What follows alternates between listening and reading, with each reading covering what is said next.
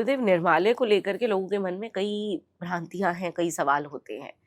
तो मुझे नहीं लगता कि आपसे ज़्यादा श्रेष्ठ कोई हो सकता है इस पर प्रकाश डालने के लिए कि जो शिव अर्पण होता है, जो निर्माल्य होता है, उसका क्या किया जाए? क्या उसमें से कुछ ग्रहण कर सकते हैं या फिर उसका हम क्या किया जाए? किस तरीके से उसका निदान किया जाए? उत्तरे निर्माल्य, शास्त्र कहता है कि उत्तरे निर्माल्य, महादेव पर चढ़ा हुआ जो बिलपत्र है, महादेव पर चढ़े हुए जो पुष्प हैं, महादेव पर चढ़े हुए जो माला हैं, वैसे तो माला सबको पहन लेना चाहिए। जो माला महादेव का निर्माल्य होता है, महादेव से आज्ञा लेकर के प्रसाद रूप में उस माला को हम ग्रहण कर लें, उस माला को हम धारण कर लें। यदि माला धारण हम इतना नहीं कर पाते हैं, जैसे हम तो लगभग करीबन सैकड़ों माला, हजारों माला डेली पहनाएंगे, लेकिन हजारों लोग होंगे यहाँ आश्रम में, हम उनको सबको एक एक माला फेंक करके प्रसाद दे देंगे। सब माला पहन करके हम महादेव का प्रसाद लेकर के आश्रम में भ्रमण करेंगे। लेकिन यदि कोई अपने शिवालय में, निजी शिवालय में यदि कोई बैठ करके महादेव की उपासना करता है तो एक माला धारण कर लें और बाकी जो है महादेव से आज्ञा और अनुमति लेकर के उत्तरे निर्माल्य, उत्तर दिशा में महादेव पर चढ़े हुए सारे सामग्री को उत्तर दिशा में रख दें। जो फल है, नैवेद्य है, हम उसे प्रसाद के रूप में लोगों को दे दें। अगर कोई व्रत का प्रसाद है तो उसे व्रत का दे दें। अगर कोई व्रत नहीं है तो हम उसे आहार का प्रसाद, अन्न का प्रसाद दे दें।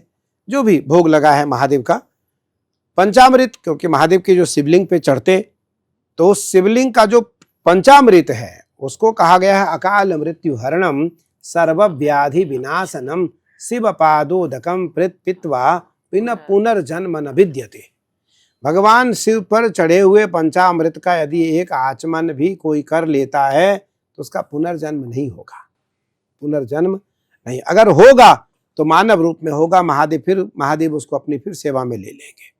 तो इसलिए उत्तरे निर्माल्य, महादेव पर चढ़े हुए बिलपत्र को आंख में, शीश पर लगा करके उत्तर में रख दें और पुनः उन्हें गंगा जी में विसर्जित कर दें। गंगा जी में महादेव पर चढ़े हुए जो वस्तु है उसे गंगा जी में विसर्जित कर दें, या पवित्र जो नदियां हैं या आसपास जो आपके यहाँ नदी है उनमें विसर्जित कर दें, या ऐसी जगह पर रख दें जहाँ किसी का पैर या अपवित्र जगह न हो या किसी का पैर न लगे। तो उत्तरे निर्माल्य, उत्तर दिशा में निर्माल्य की परंपरा है। गुरुदेव, एक महादेव ही इतना उद्धार करने वाले हैं और हम जहाँ जिस स्थान पर बैठे हैं इस वक्त हरिद्वार में, इसकी तो महिमा मुझे लगता है कि कोई कैसे ही बोल सकता है। महादेव तो है ही, माँ काली है और साक्षात माँ गंगा है।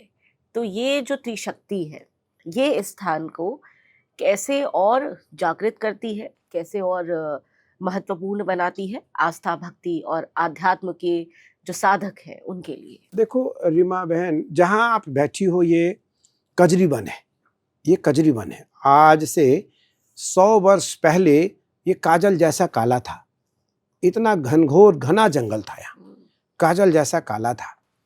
ये नीलधारा है, ये जो गंगा है यहाँ, ये नीलधारा है। मैं बिल्कुल आपको स्पष्ट बता रहा हूँ, ये नीलधारा है। नीलधारा का अर्थ, हलाहल विष का जब सेवन भगवान ने किया समुद्र मंथन के समय, सबसे पहले विष निकला। 14 रत्नों में सबसे पहले विष निकला। उस विष का नाम है हलाहल, कालकूट नामक विष है, वो हलाहल विष है, जिसका हवा लगने मात्र से व्यक्ति मर जाएगा, व्यक्ति की मृत्यु हो जाएगी। महादेव ने देवताओं की रक्षा के लिए, देवताओं के आग्रह के कारण उस हलाहल विष को महादेव ने पान कर लिया। महादेव ने पी तो लिया, भोले भाले है वो, उन्होंने विचार ही नहीं किया।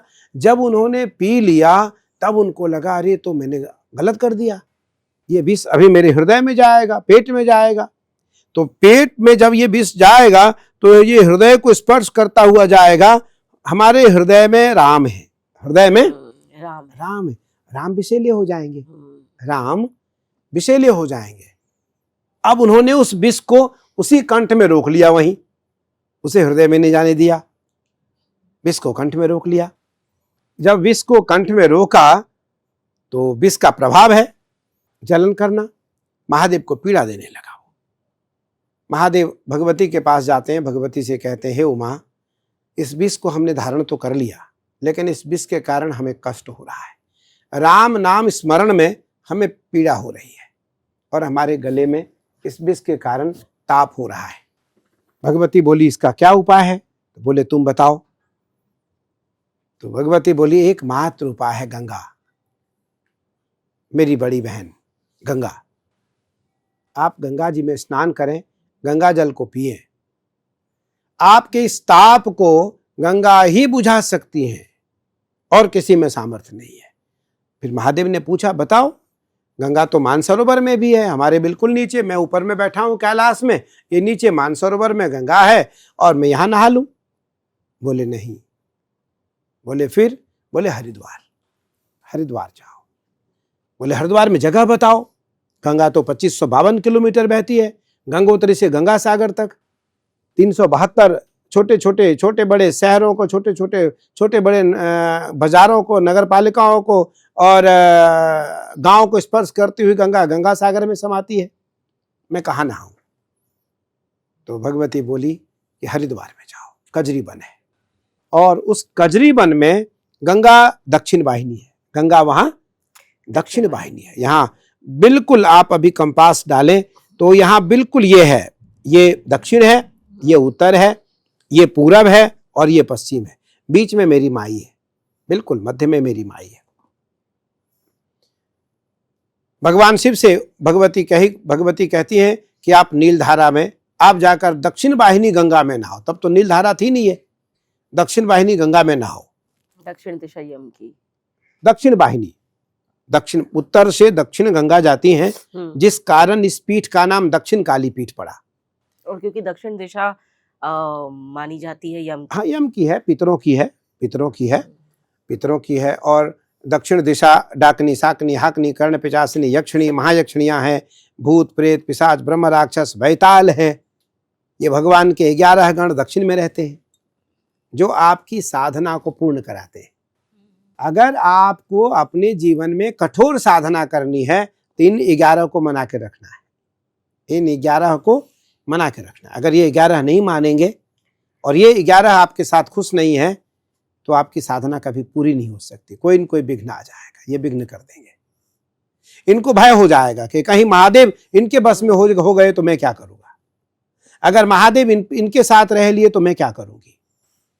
तो इस कारण डाकनी, साकनी, हाकनी, कर्ण, पिचासिनी, यक्षिणी और महायक्षिणी, भूत प्रेत पिशाच ब्रह्म राक्षस और वैताल, ये 11 हैं, इनको मना के रखना पड़ेगा। शिव मानस पूजा तो मैंने आपको पहले बोला था, शिव महिम्न स्तोत्र में एक श्लोक आता है, श्मशाने स्वा क्रीडा स्मरहर पिशाचा सहचरा चिता भस्मालेपा स्रगपिंड्रिक रोटी परिकर अमंगल्यम शीलम तव भवतु नामैवमखिलम तथापि स्मरत्रीणाम वरद परमम मंगलमसि। महादेव कहाँ रहते हैं? स्मशान में। और स्मशान में क्या करते हैं? वो अपने इन 11 भूत प्रेतों के साथ क्रीड़ा करते हैं, खेलते हैं, कपाल में खाते हैं, वहां चिता भस्म का लेपन करते हैं शरीर में। शरीर अमंगल होता है, स्वरूप अमंगल होता है। कपाल में खा रहे हैं, चिता भस्म लगा रहे हैं, भूत प्रेत पिशाच प्रेतनिया महादेव की सेवा में लगे हैं, लेकिन कार्य मंगल है। महादेव का कार्य मंगल है, कार्य अमंगल नहीं है।